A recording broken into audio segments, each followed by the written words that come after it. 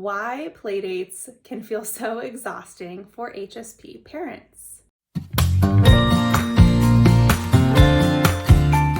Hey there, highly sensitive parent. This is Amy Lajeunesse, the founder and creator of highlysensitiveparenthood.com, a resource center for supporting highly sensitive and empathic parents. Today I'm going to be sharing a little bit about why playdates can feel so exhausting for HSP parents.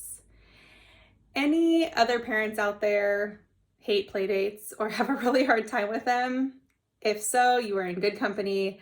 As my kids were growing up, I found that I was kind of resistant to the idea of playdates, and when I was on them, I felt just kind of like stressed and drained afterwards. And in talking with other highly sensitive parents, I've realized that this is actually a fairly common experience. Now, there may be some unicorns of you out there who love playdates or who enjoy them across the board. And if so, I love that for you. Congratulations and enjoy that. But for those of you who may have felt a little drained, a little challenged by the playdates that you've been on, or find yourself resisting even just scheduling them in the first place, I have some ideas as to why that is, and hopefully just helping you feel a little more self-compassionate when you find yourself in these situations that don't feel great for you.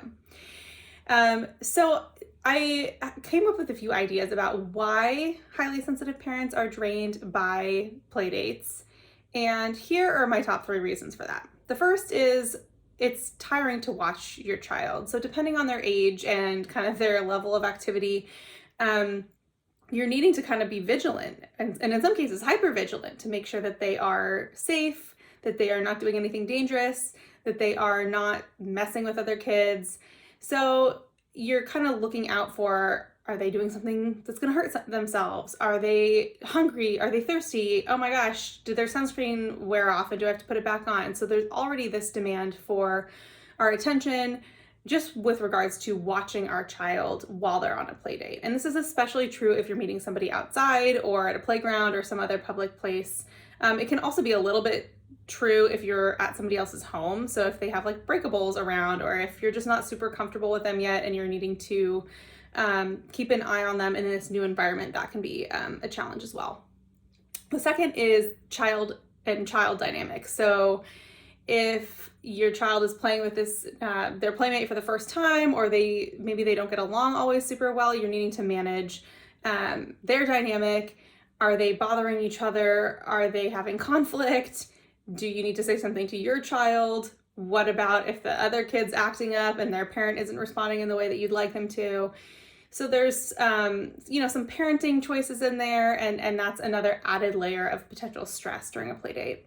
The third, and this is not insignificant for a lot of us, is the sort of the social anxiety or pressure that we can feel in getting to know other parents. So again, this is not true across the board. There are plenty of HSPs that are extroverted or find it easier to connect with other people pretty quickly, but it does require a certain level of sort of attention, and a lot of us are empaths. A lot of us are really noticing kind of like the emotions and the body language of other people, and that's already by itself kind of a lot to track and notice and respond to, even when we're just one-on-one with a new person.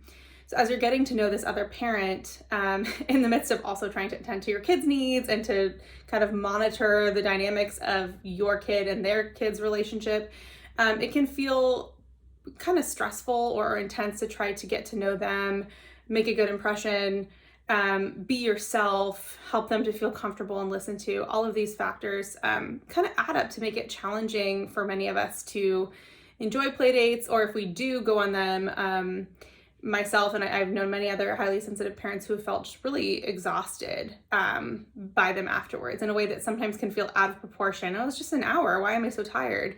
And the above factors are many of the reasons why we do feel tired after these engagements. So what are we to do with this information, right? At Highly Sensitive Parenthood, I'm here to help you understand some of the challenges that might come up with being highly sensitive and what that might look like. But I don't want to leave you hanging without any ideas about how to manage it. So let's head into that section now. A few ideas for you. One is many of us, myself included, have found it to be helpful to have our kids, when they're old enough, go to, or when it feels comfortable for us to be old enough. I will say I put my second kid in daycare at 5 weeks old. I was like, okay, so there's a lot of reasons for that.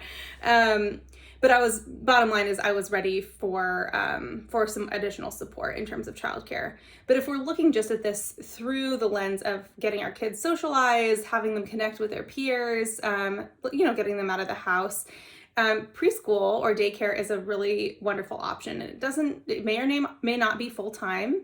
A lot of programs will offer, mornings only or like a couple days a week. And that can be a really lovely way for your child to get that social practice and connection with peers their age without putting a ton of pressure on yourself to schedule out so many play dates and social engagements with other parents and kids. Another idea is to find some more calm or structured or focused activities to engage with and your child together. An example of this would be at the park close to my house, there's a program that's like a garden program for parents and children. And to me, this is a little less intense than just meeting up at a playground or at somebody's house for a play date. There's already kind of something to talk about. There's an activity for everybody to focus on. And with that structure, I believe the conversations and the interactions are a little more organic, a little less forced, and that tends to feel a lot more comfortable for us highly sensitive parents. So programs like that, you might check out your local library or community center.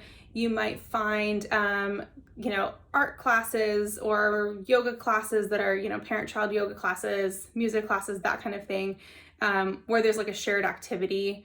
And that can just be, I don't want to say a crutch, but it can just provide some structure and stability rather than sort of the amorphous intensity of play dates. And lastly, I will say, you don't need to count playdates out completely. I'm not saying I never did playdates with my kids. I did. But I think it's important to be conscious of, how they impact you. Are there certain factors that really stress you out? So for example, for me, meeting at a playground where my very energetic kid could just like run off in any direction was super stressful, and it made it very difficult to concentrate on, any conversation with another adult. And so having playgrounds that are like a little more contained or a little more sheltered, or, meeting someone on your patio or whatever feels good for you.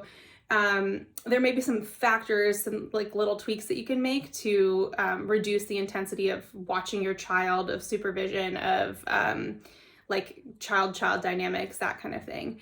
And you also may just notice that, you can tolerate, or you might even enjoy having like one per week or a couple times a month going out for a play date with somebody. And just know your limits. That's it. Know your limits and how often they feel good for you. Know your limits in, this goes for like birthday parties and other social events too. If you're done after an hour, or if your kid is done, especially if they're a highly sensitive child, it's okay to just leave. These interactions should be fun. They should be worthwhile. They may be a tiny bit draining. And as soon as you notice that, then start taking those steps to head out. Just being honest with yourself about what your limits are and taking steps to honor those limits. If you have a highly sensitive child, there's another layer that's kind of added onto that for why playdates are exhausting. And it may be that your own child is, feeling overwhelmed by playdates too. So just know that, and give yourself just unequivocal permission to approach your social life, your child's social life, in whatever way makes sense for you. There is, something we don't have time to talk about today, but for a lot of us, even making friends or maintaining friendships as a highly sensitive parent can feel overwhelming or really difficult. And there can be some loneliness that comes with that. So I don't have time to address that today, but I just wanted to throw that out there as, in case that's you. If you are someone who is like, well, playdates sound great, but I don't have anyone to do it with, just know that I hear you. And you're not alone in that. I hear that a lot from highly sensitive parents, that they're longing for community. It is possible. I actually have a whole module on finding your highly sensitive community for highly sensitive parents in my course, my Highly Sensitive Parenthood course. And you can find that in the resources section on highlysensitiveparenthood.com. So if you're interested in hearing more about that, or just learning more about the nitty-gritty of being a highly sensitive parent and the gifts and challenges that come along with it, do check out highlysensitiveparenthood.com and the resources available there. All right, take care and best of luck with any playdates you might have coming up. For more resources, including our signature Highly Sensitive Parenthood online course, visit highlysensitiveparenthood.com.